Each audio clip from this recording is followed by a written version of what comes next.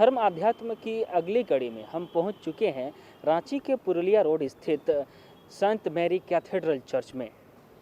हमने इससे पहले विभिन्न धर्म स्थलों के बारे में आपको बताया था या धर्म स्थलों के तस्वीर या उनके विजुअल आपको दिखाए थे। अभी हम जहां मौजूद हैं यह है संत मैरी कैथेड्रल चर्च, जो कि एक ऐतिहासिक चर्च है।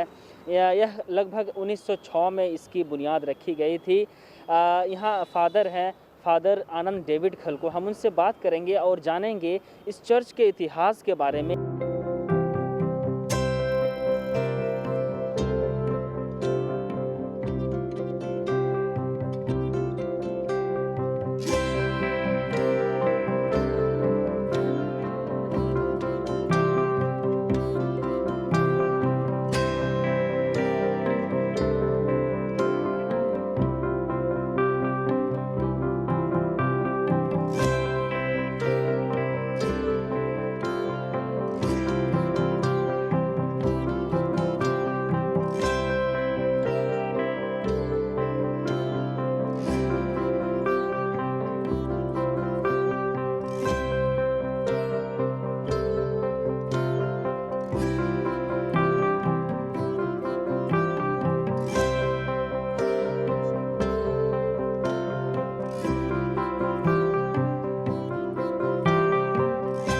खलको जी यहाँ के फादर हैं, आनंद डेविड खलको। हम उनसे बात करेंगे कि इस चर्च का जो इतिहास है, इस चर्च के बारे में हमें बताएं, हमारे दर्शकों को बताएं, क्योंकि हमारा जो सेगमेंट है धर्म आध्यात्म का, इस सेगमेंट में हम विभिन्न धर्मों के धर्म स्थलों को दर्शाते हैं। तो हमने आज इस चर्च में यह ज़रूरी समझा कि इस चर्च के बारे में लोगों को बताएं। तो आप इस चर्च के इतिहास के बारे में हमें बताएं। सबसे पहले तो मैं जेके नेटवर्क को धन्यवाद कहता हूं, क्योंकि आपने बहुत ही अच्छा काम कर रहे हैं। जो भी ऐतिहासिक धरोहर रहा है उसके बारे में आप लोगों को बतला रहे हैं, बतलाने की चेष्टा कर रहे हैं। और इसी परिप्रेक्ष्य में आपने विभिन्न चर्चों का, विभिन्न दूसरे धर्मावलंबियों के यहाँ मंदिर, मस्जिद जो भी है उनके बारे में आपने चर्चाएं की हैं। आप उनके बारे में चर्चा कर रहे हैं, लोगों को बतला रहे हैं। और इसी क्रम में आप मेरे पास आए हुए हैं इस सेंट मैरीज कैथेड्रल रांची में, और आप इसके बारे में जानने के इच्छुक हैं। मुझे बहुत ही खुशी है कि आपके माध्यम से मैं इस चर्च के बारे में आपको कुछ बतला पाऊँ। जैसे कि आपने कहा कि इस चर्च का, इस गिरजाघर का, महागिरजाघर का इतिहास क्या है। ज़रूर इतिहास काफ़ी पुरानी है। सबसे पहले यहाँ कैथोलिकों का पदार्पण 1835 में हुआ। ये जो रांची महाधर्म प्रांत है, ये सर्वप्रथम कलकत्ता महाधर्म प्रांत के अंतर्गत आता था, और वहीं से इस स्थानीय कलीसिया की देखभाल होती थी। और इसी क्रम में बेल्जियम से बहुत सारे मिशनरीज आए, पुरोहितगण आए, ब्रदर लोग आए, और कलकत्ता में रह करके वे विभिन्न क्षेत्रों में गए। और इसी दरमियान कुछ पुरोहित 1835 के करीब रांची आए और यहाँ धर्म का प्रचार किया, प्रभु यीशु ख्रिस्त के बारे में लोगों को बतलाए, और लोगों ने उस प्रभु यीशु ख्रिस्त को ग्रहण करने की अपनी इच्छा जाहिर की। और जैसे लोगों का जो रुझान था इस धर्म के प्रति बहुत ही पॉजिटिव रहा, सकारात्मक रहा, और इसलिए कलकत्ता के आर्च बिशप ने सोचा कि क्यों ना हम रांची में ही उस क्षेत्र के लिए, आदिवासी लोगों के लिए, ट्राइबल्स के लिए चर्च की व्यवस्था करें। और इसी मद्देनज़र उन्होंने रांची को एक जगह चुना और अपने पुरोहितों को यहाँ भेजा। 1835 में कुछ फादर लोग आए यहाँ। सबसे पहले चाईबासा में गए, चाईबासा से फिर आपका खूंटी एरिया, तुरपा एरिया, बरवे, मांड, लोहरदगा ऐसे क्षेत्रों में वे घूमे और इसमें सबसे महत्वपूर्ण व्यक्ति रहा फादर कॉन्स्टेंट लीवंस, जो कि बेल्जियम से आते हैं। और ये हमारे लिए आज एक संत की तरह है, चूँकि इन्होंने ही धर्म का प्रचार किया, यहाँ ख्रिस्त धर्म को फैलाया। घोड़े में बैठ कर के जंगल झाड़ में जाते थे, एक जगह से दूसरे जगह जाते थे, यहाँ का भाषा को उन्होंने सीखा, मुंडा सीखा और फिर लोगों के बीच में जा कर के इनकी समस्याओं को सुन कर के इनके समस्या का समाधान करने का प्रयास किया। और फिर ये तो लोगों की सेवा करते रहे, लेकिन हमारा जो केंद्र होना चाहिए, एक चर्च होना चाहिए, उनके मन में ये सोच आया और अंत में 20 मई 1906 में ये जो आप गिरजाघर देख रहे हैं, इसका नींव रखा गया और ये काम 3 साल तक चला और 3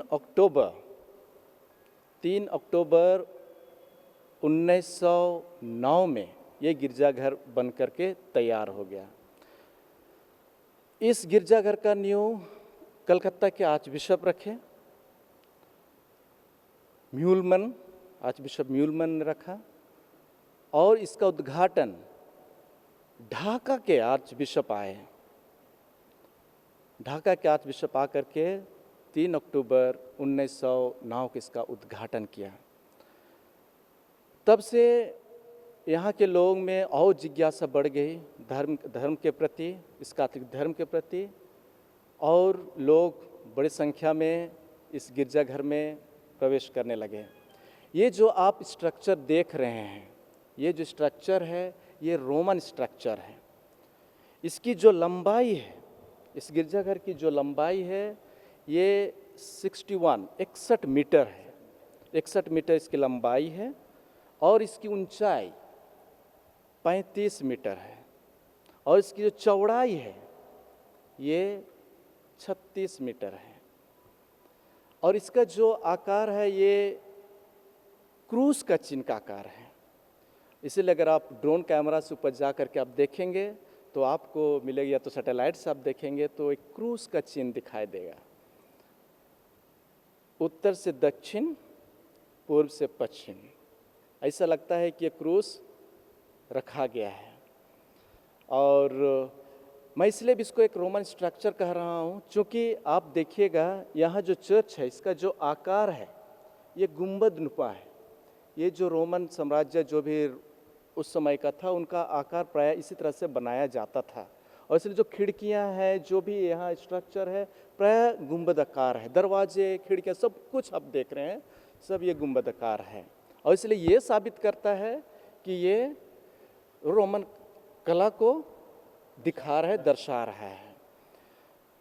दूसरी बात है कि इसमें कहीं पर भी आप जरूर कहीं पर आपको छोटा लोहा दिखाई दे रहा है, लेकिन आजकल जो भी घर बनता है वो लोहे के पिलर में बनता है, लेकिन ये जो गिरजाघर है ये लोहे के पिलर में नहीं है। और इसीलिए चूंकि ये लोहे के पिलर में नहीं है, इसकी वजह से इसका जो दीवाल है वो बहुत चौड़ा है, बहुत ही चौड़ा है, लगभग 1 मीटर जैसा है। और बीच में जो भी पिलर हैं, आपको 14 पिलर मिलेंगे, एक और 7, दूसरी ओर 7। ये 14 पिलर हैं, ये भी, इसमें भी कोई लोहा नहीं लगा हुआ है।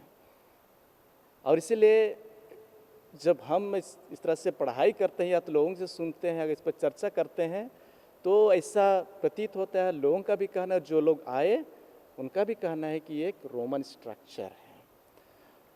रही बात बाद में, ज़रूर ये चूँकि ये सेंटेनरी हम लोग 2009 में मनाए 100 साल, और इसलिए काफ़ी पुराना रहा है। बीच बीच में यहाँ वहाँ कुछ काम हुआ है और तब बाद में यहाँ वहाँ लोहा लगाया गया, इसको और सपोर्ट करने के लिए, मजबूती देने के लिए। अन्यथा कहीं पर भी ऐसा लोहा नहीं लगा हुआ है। बीच बीच जैसे मैंने कहा पतला लोहा लगा हुआ है, लेकिन ये घर जो छत है वो पूरा लकड़ी का है।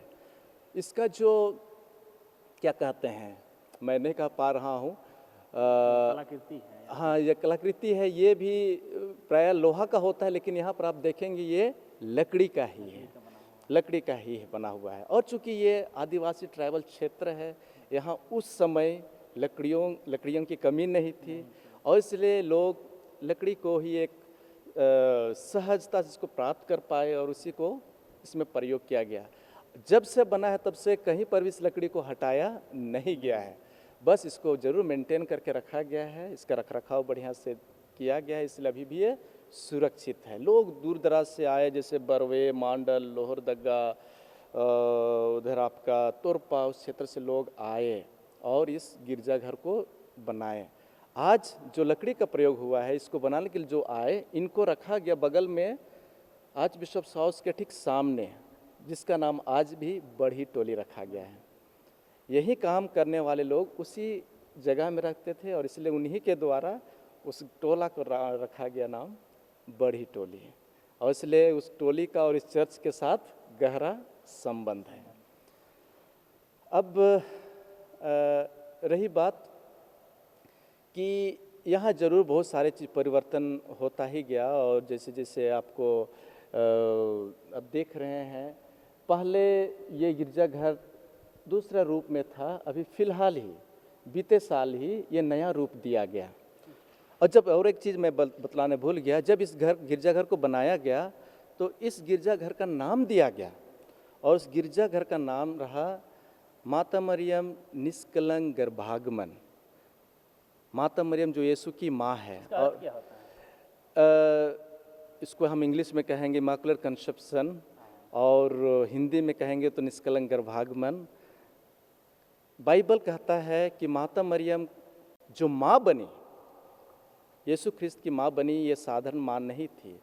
हमारा विश्वास कहता है, धर्म हमारा बाइबल बतलाता है कि माता मरियम जो गर्भ धारण की, ये पवित्र आत्मा से की, ये कोई पुरुष के साथ में कोई शारीरिक संबंध करके नहीं किए, और इसलिए इसको निष्कलंक गर्भागमन कहा जाता है।